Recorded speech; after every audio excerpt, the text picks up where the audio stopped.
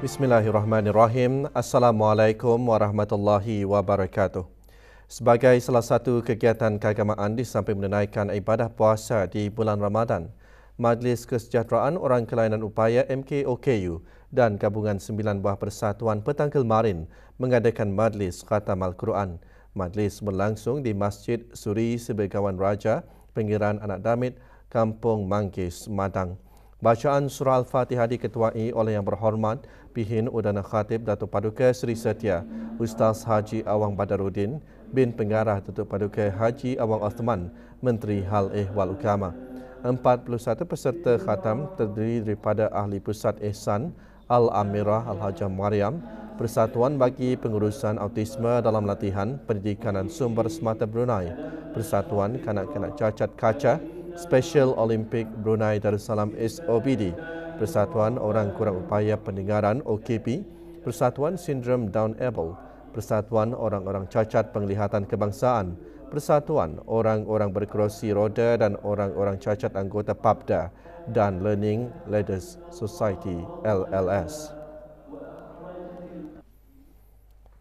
Program I-Usahawan Startup 673 Fasa Pertama MOH Edition diungkapkan sebagai inisiatif untuk membangun kapasiti dan kemahiran pegawai-pegawai iReady. Menurut Menteri Kesihatan, program tersebut dijangka dapat merangsang inovasi serta mencetus kreativiti melalui kemahiran keusahawanan. Ia tidak hanya memberikan latihan-latihan untuk memupuk bakat keusahawanan, malahan mendedahkan peserta kepada pelbagai cabaran.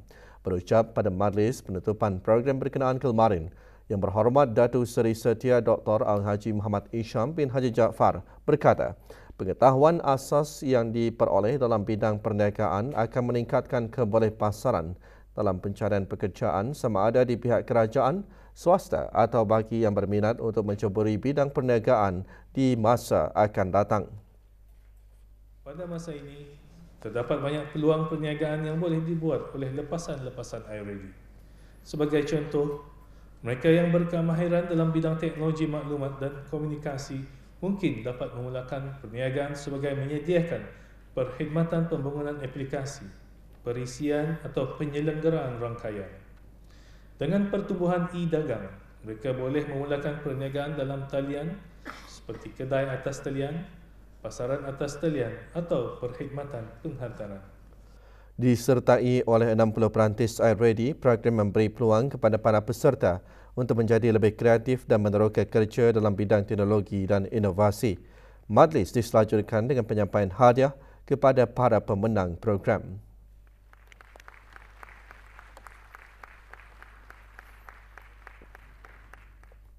We need to solve the problem statement and where we are combining ideas from different officers, and also we have attended several workshops also as different types of workshops, and we're combining those ideas into project.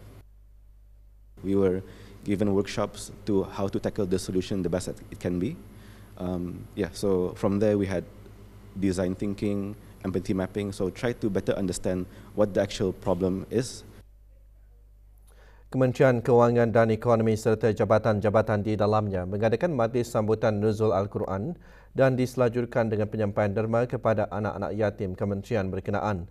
Diselenggarakan oleh bahagian pendaftaran syarikat-syarikat dan nama-nama perniagaan. Majlis berlangsung di kementerian tersebut. Penyampaian derma kepada 19 orang anak yatim disempurnakan oleh Yang Berhormat Datuk Seri Setia Dr. Awang Haji Muhammad Amin Liu bin Abdullah, Menteri di Jabatan Perdana Menteri dan Menteri Kewangan dan Ekonomi kedua. Majlis juga diserikan dengan ceramah khas bertajuk Al-Quran Pedomanku disampaikan oleh Awang Farisal bin Ali, penolong kaunselor Jabatan Penjara. Majlis merupakan aktiviti keagamaan tahunan kementerian tersebut di samping mereratkan lagi hubungan silaturahim di antara para pegawai dan kaki tangannya. Sementara itu, 62 anak yatim yang tinggal di kawasan Mukim Lumapas menerima sumbangan derma hasil sumbangan para penduduk di kawasan Mukim berkenaan. Majlis penyampaian derma kelolaan Majlis Perundingan Mukim Lumapas diadakan petang kelmarin di Masjid Kampung Kasat. Hadir Yang Berhormat Datuk Seri Setia Awang Haji Ahmadin bin Haji Abdul Rahman, Menteri Hal Ehwal Dalam Negeri. Terdahulu diadakan bacaan tahlil dan doa arwah. Turut hadir Datuk Seri Setia Dr. Haji Jaafar bin Haji Maidin, Timbalan Mufti Kerajaan dan ahli-ahli Majlis Mesyuarat Negara.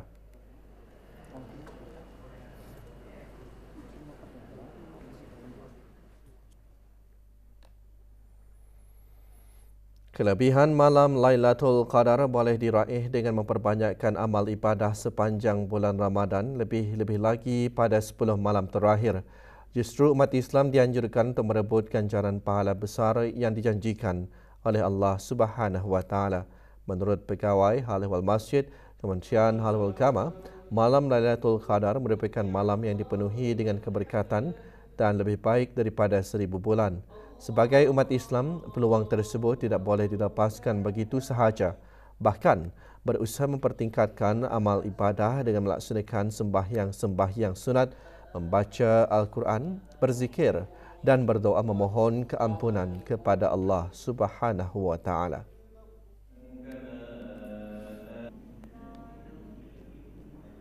Untuk kita mendapatkan peluang mendapat fadilat Lailatul Qadar ini, di antaranya adalah kita mengambil contoh daripada baginda Nabi Muhammad sallallahu alaihi wasallam sendiri. Baginda Nabi Muhammad sallallahu alaihi wasallam lebih bersungguh-sungguh lagi dalam ibadah kepada Allah Subhanahu wa taala. Tapi apabila masuk saja 10 malam terakhir, lebih bersungguh-sungguh lagi untuk mendapatkan fadilat ataupun kelebihan, keutamaan, keistimewaan yang Allah sediakan di dalamnya, terutamanya malam Lailatul Qadar.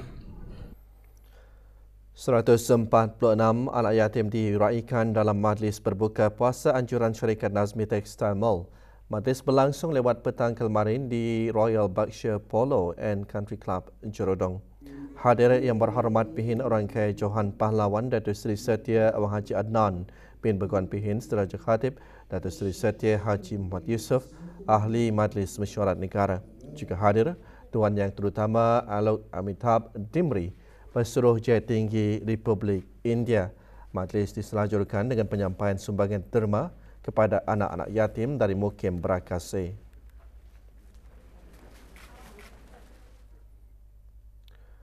Bahagian Hal Ehwal Muslimah Jabatan Hal Ehwal Masjid dengan kerjasama ahli Jawatankuasa Takmir Masjid Kampung Penanjung, Daerah Tutong mengungkayahkan Majlis Khatam Al-Quran bagi kelas bimbingan Muslimah seluruh negara. Hadir yang berhormat Dayang Hajah Safiah binti Syekh Haji Abdul Salam, Ahli Majlis Mesyuarat Negara. Antara tujuan majlis mendorong para Muslimah untuk mengamalkan bacaan Al-Quran sehingga khatam. Majlis berlangsung di Masjid Kampung Penanjung. Kementerian Kebudayaan Belia dan Sukan melalui Jabatan Belia dan Sukan mengendalikan jualan kuih muih Raya Belia 2024. Majlis pelancarannya diadakan di Dewan Riadah Pusat Belia Bandar Seri Begawan. Pelancarannya disempurnakan oleh ahli Majlis Mesyuarat Negara. Lebih 30 petak disediakan bagi peniaga tempatan menyertai jualan. Jualan dibuka bagi kunjungan orang ramai sehingga 7 April bermula pukul 10 pagi hingga 10 malam. Kembali selepas ini untuk mengikuti bahan lainnya.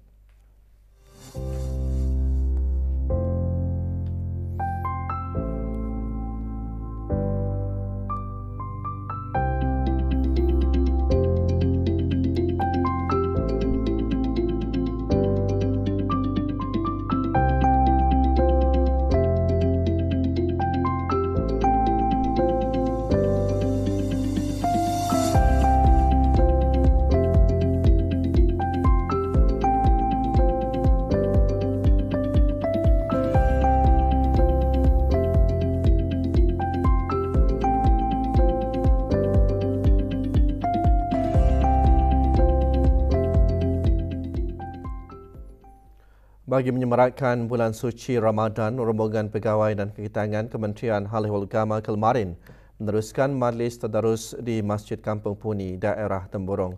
Bacaan surah Al-Fatihah dipimpin oleh Awang Haji Abdul Rajid bin Haji Muhammad Saleh, pemangku timbalan setia usaha tetap dasar dan keagamaan.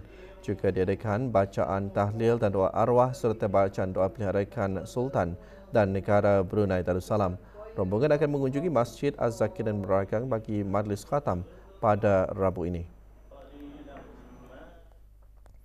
Sempena Hari Kaji Cuaca Sedunia 2024, Jabatan Kaji Cuaca Brunei Darussalam, Kementerian Pengangkutan dan Infokomunikasi mengadakan majlis sembahyang Fardu Zuhur berjemaah membaca surah Yasin, tahlil dan doa selamat. Majlis berlangsung di Surau Lapangan Terbang Antarabangsa Brunei, Berakas. Hadir Abang Haji Muhammad Salihin bin Haji Aspar, Timbalan Setia Usaha Tetap Pengangkutan, Kementerian Pengangkutan dan Infokomunikasi. Hari Kaji Cuaca Sedunia disambut setiap tahun pada 23 Mac bagi memperingati berkuat kuasanya Konvensyen Pertubuhan Kaji Cuaca Sedunia WMO pada tahun 1950. Negara Brunei Darussalam merupakan negara ahli badan saintifik dunia itu di bawah naungan Pertubuhan Bangsa-Bangsa Bersatu. Kolej Universiti Perguruan Agama Seri Begawan Kupu SB melalui Pusat Bahasa menganjurkan pertandingan pidato umum bagi pelajar program Sarjana Muda Perguruan Agama dan Diploma Tertinggi Perguruan Agama tahun 3. Diadakan di Kolej Universiti berkenaan, pertandingan disertai oleh 5 peserta. Penyampaian hadiah disempurnakan oleh Profesor Madya Dr. Abdul Nasir bin Haji Abdul Rani, Rais Kupu SB. Pertandingan dijuarai oleh Muhammad Nur Fauzan Azizi bin Haji Mazni dari Program Diploma Tertinggi Perguruan Agama. Diadakan buat julung kali, pertandingan bertujuan meningkatkan kemahiran berkomunikasi serta sebagai wadah untuk mengekspresikan cinta dan dedikasi terhadap agama Islam.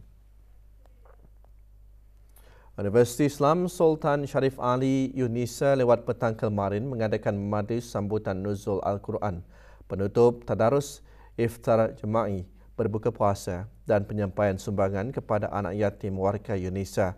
Majlis berlangsung di kampus Sinaud Universiti tersebut, daerah Tutong. Hadir Dr. Arman bin Haji Asmat, pemangku rektor Yunisa. Majlis dimulakan dengan bacaan surah Al-Fatihah, diikuti dengan bacaan khatam Al-Quran dan penyampaian sumbangan kepada 53 orang anak yatim warga Yunisa serta 6 orang warga kampung Sinaud. Majlis diselanjutkan dengan penyampaian sumbangan kepada 6 orang warga Yunisa yang akan menunaikan ibadah haji pada tahun ini dan penyerahan wakaf sebanyak 50 unit mushaf Yunisa untuk kegunaan Masjid Kampung Sinaud. Bahagian Keagamaan Persekutuan Pengakap Negara Brunei Darussalam PPNBD dengan kerjasama Jawatan Kuasa Takmir Balai Ibadat PPNBD dan Persatuan Pengakap Daerah Brunei dan Muara menganjurkan program Iftar Kasih Ramadan 1445 Hijrah. Majlis yang diisi dengan bergotong royong memasak juadah berbuka diadakan di Balai Ibadat PPNBD. Hadir Skip Awang Haji Junaidi bin Haji Hussein, Ketua Pesuruhjaya Pengakap. Sebanyak 500 pek makanan berupa bubur kacang hijau dimasak dan disediakan untuk diagih-agihkan kepada orang ramai melalui kawasan kompleks Ibu Pejabat PPNBD dan masjid-masjid terpilih. Program diungkayahkan untuk memperbanyakkan amalan bersedekah di bulan Ramadan. 42 orang belia mengikuti program Nur Ramadan 1.0 Belia Martatillah Anjuran Kolej Universiti Perguruan Agama Seri Begawan Kupu SB dengan kerjasama Belia Imtiaz Masjid Yayasan Sultan Haji Hassan Al-Bolkiah diadakan selama 3 hari. Program berlangsung di Masjid Yayasan Sultan Haji Hassan Al-Bolkiah, Kampung Bolkiah A. Program seumpamanya bermatlamat memberikan pendedahan dan kesedaran tentang kepentingan menghidupkan bulan Ramadan dan tanggungjawab sosial terhadap masyarakat. Pelbagai aktiviti diadakan sepanjang program tersebut, antaranya Qiyamul Lail, solat tarawih berjemaah dan tadarus, ceramah motivasi dan bengkel fardu kifayah. Program ini juga dapat mencabar mental and physical and then boleh merubah hidup. Dalam memarahkan bulan suci Ramadan, KAF Auto Sdn Bhd tidak ketinggalan mengendalikan aktiviti berkebajikan. Petang kemarin diadakan majlis penyampaian sedekah kepada 70 ibu tunggal yang terpilih daripada ahli Persatuan Gerakan Ibu Tunggal. Majlis merupakan sebahagian daripada tanggungjawab sosial korporat selain menggalakkan semangat untuk membantu mereka yang memerlukan. Berlangsung di KAF Auto Sdn Bhd Perindustrian Beribi. Majlis diselanjutkan dengan majlis berbuka puasa. Bersempena bulan Ramadan, Persekutuan Pengakap Negara Brunei Darussalam mengadakan projek Kasih Busana Ramadan 2024 yang berkonsepkan membeli belah pakaian secara percuma. Matlamat projek adalah bagi mengumpulkan dan mengagihkan pakaian raya terpakai untuk golongan yang memerlukan di negara ini. Pelancaran pengagihan disempurnakan oleh Datuk Paduka Awang Haji Idris bin Haji Abbas yang dipertua Persekutuan berkenaan. Pengagihan yang berlangsung di Ibu Pejabat Persekutuan Pengakap akan berakhir pada pukul 10 malam ini. Keputusan tanda pengenalan kenderaan TPK bagi 3 dan 4 angka siri BBG melalui Click and Bid akan diumumkan hari ini 31 Mac. Menurut siaran akhbar Jabatan Pengangkutan Darat, Kementerian Pengangkutan dan Infokomunikasi, keputusan akan dimaklumkan melalui laman sesawang www.jpd.gov.bn dan www.nomborku.gov.bn. Semua penenda yang telah mengikuti tawaran tertutup TPK sama ada berjaya atau sebaliknya akan menerima keputusan tawaran melalui email yang didaftarkan. Penenda yang berjaya akan dikehendaki untuk mematuhi terma dan syarat pendaftaran kenderaan yang telah ditetapkan. Sebarang pertanyaan dan maklumat lanjut hubungi melalui WhatsApp 718-1641 pada waktu pejabat atau email ke info.ltd@jpd.gov.bn atau layari www.jpd.gov.bn dan Instagram @jpd.bn. Separuh jalan di kawasan kilometer 18.5 sehingga 16.7 hala daerah Belait ditutup sementara. Jabatan Kerja Raya Kementerian Pembangunan dalam siaran medianya memaklumkan penutupan adalah untuk memberi ruang kepada pihak Jabatan Bomba dan Penyelamat melaksanakan kerja-kerja mengawal kebakaran hutan yang berlaku. Orang ramai boleh menggunakan Jalan Lumut Andoki sebagai alternatif jika perlu untuk menuju ke Seria. Sementara itu, separuh jalan di Lebuh Raya Tunku Hala Rimba juga ditutup sementara bermula hari ini 31 Mac sehingga 2 April bermula 8 malam hingga 6 pagi. Penutupan disebabkan kerja-kerja melapis semula jalan raya. Para pengguna jalan dinasihatkan untuk mematuhi papan tanda arahan jalan raya serta had kelajuan yang ditetapkan.